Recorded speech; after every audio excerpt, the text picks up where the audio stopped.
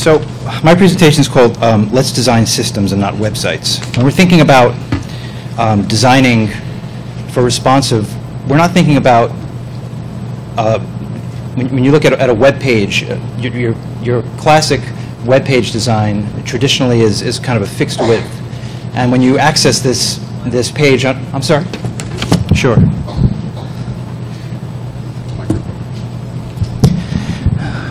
I could just show you an example. This is the old, I went into the Wayback Machine. This is the old Boston Globe website. The Boston Globe recently made their site responsive, and it was a big, huge case study, which is always still being referred to in our world. This is the old Boston Globe site back in, I think, 2010. Thanks. This is PowerPoint. I'm not a PowerPoint guy.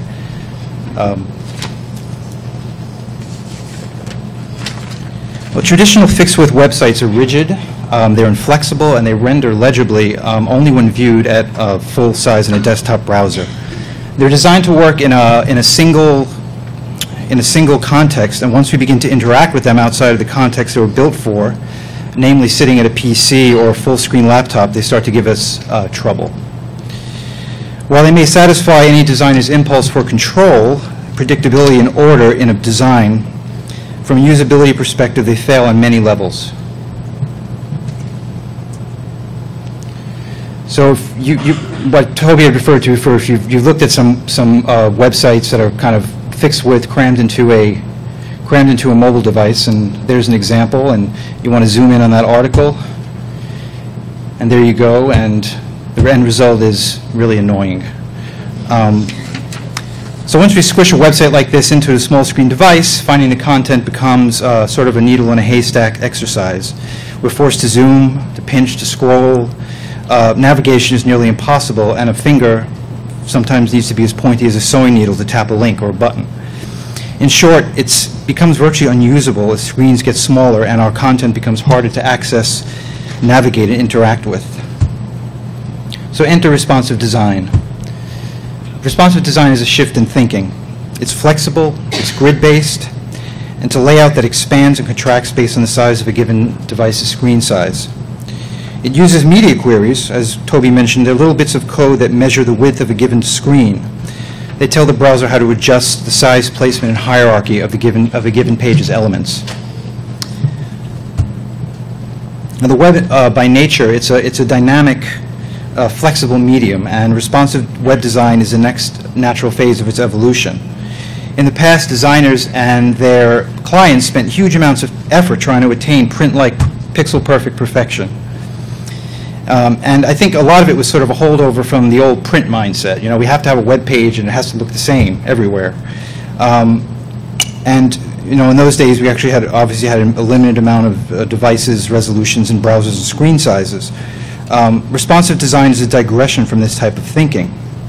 It forces us to think bigger, to put our users and our content and the way users access that content at the center of our design process. And it kind of makes us revisit why, you know, the whole purpose of building a website in the first place. It is about our users, and it is about our content, and we need to kind of come up with a strategy around what is our, you know, what is our concept? What are we trying to convey to people, and how, you know, what is important and what isn't important?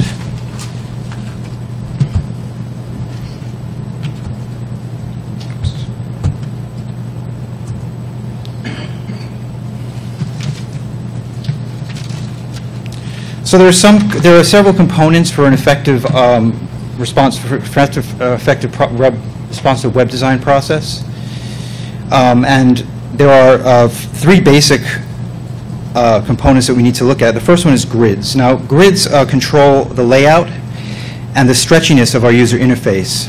They lay the groundwork for manipulating a page's content hierarchy. And then, of course, we have typography, which can be created to scale so that type remains readable at varying screen sizes.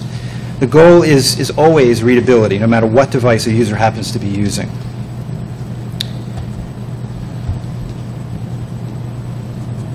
Sorry about this. And so with CSS, HTML, HTML5, and all the code behind it, this is the workhorse of of responsive design. Ideally, we create a sort of a modular, well-commented code base that can scale easily, and it can be amended in a manner that doesn't negatively impact the whole thing when we make changes. And lastly, a well-thought-out architecture and navigational patterns are necessary. We create paths to our content that work intuitively across different devices and user contexts. Let's go through them very quickly. There's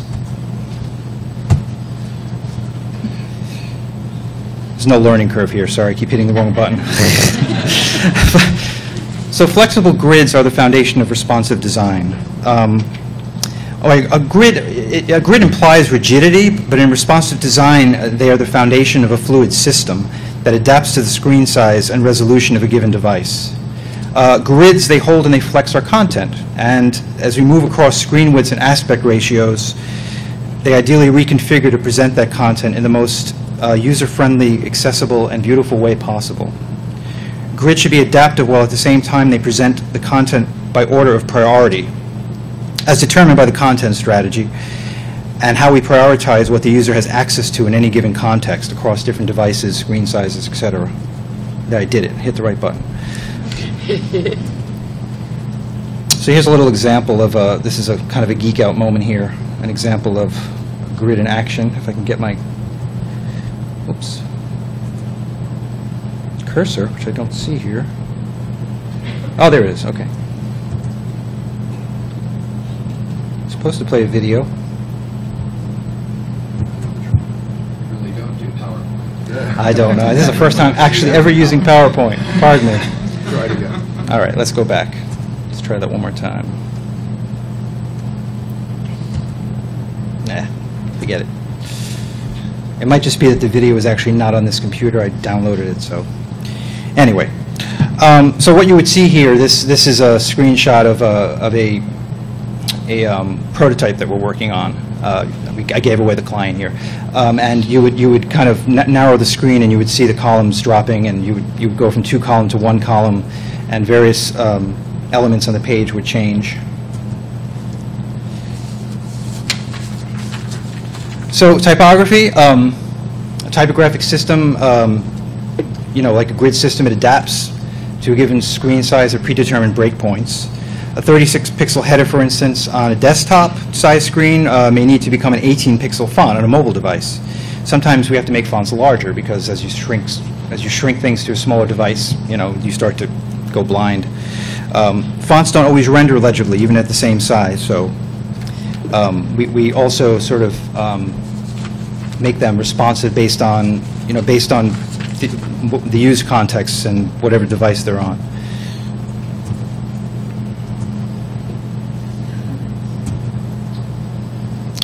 So typography. Typography is, I'm sorry, we're on CSS here. CSS and HTML is the workhorse of responsive design. A well-defined CSS, HTML, and JavaScript libraries, they're the key building blocks for an effective implementation. Developers need to provide well-documented modular code that can be applied across a wide variety of circumstances. Modular CSS is scalable, easier to maintain, allows you to easily identify and delete old code without upsetting the whole.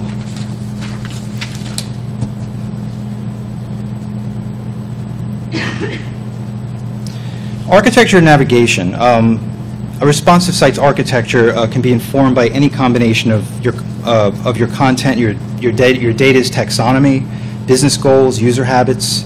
If you use mobile websites and apps, many of the same architectural patterns might apply between websites and apps. You'll see many novel architectural patterns or variations of standard ones. So here's an example of some mobile patterns. Classic waterfall, hub and spoke, and you've probably seen all these using different web apps and websites. These are the sorts of things we want to think about. When you're designing for mobile and you're designing in this RWD context, it's a great opportunity if you start thinking about having users get to your content in different ways than they were before. Again, probably another video that doesn't work.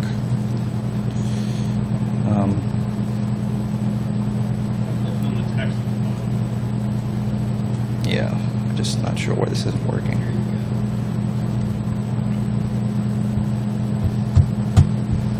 Bah, forget it. So another thing we want to think about when designing, and this is a large role that I play in the UI design of websites, is affordances. Now, affordances are essentially they're essentially ways that we adapt our design to, for instance, the size of someone's thumb or the size of the screen. We have to consider context other than the traditional sit-down-at-my-PC paradigm.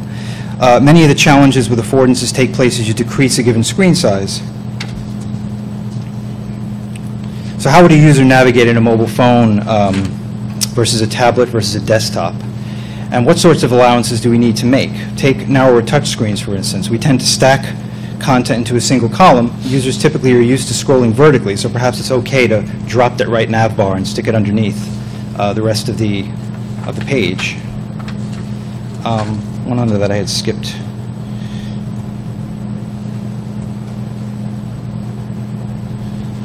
So navigation kind of ties into the architecture of your site, and responsive development also, it opens new possibilities for thinking about how users might actually literally navigate the site.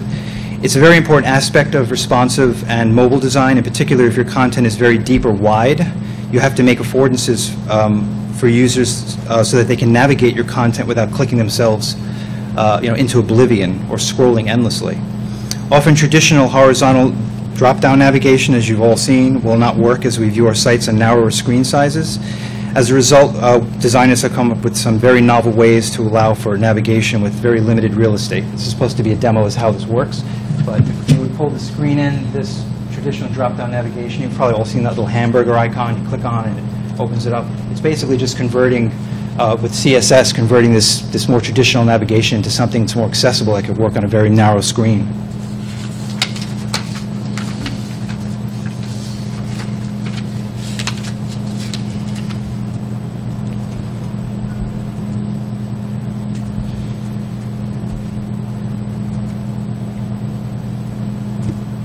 So how to do our responsive web design. The first thing you need to do, and we're going to talk more about this, our other panels will talk more about this later, is understand your users.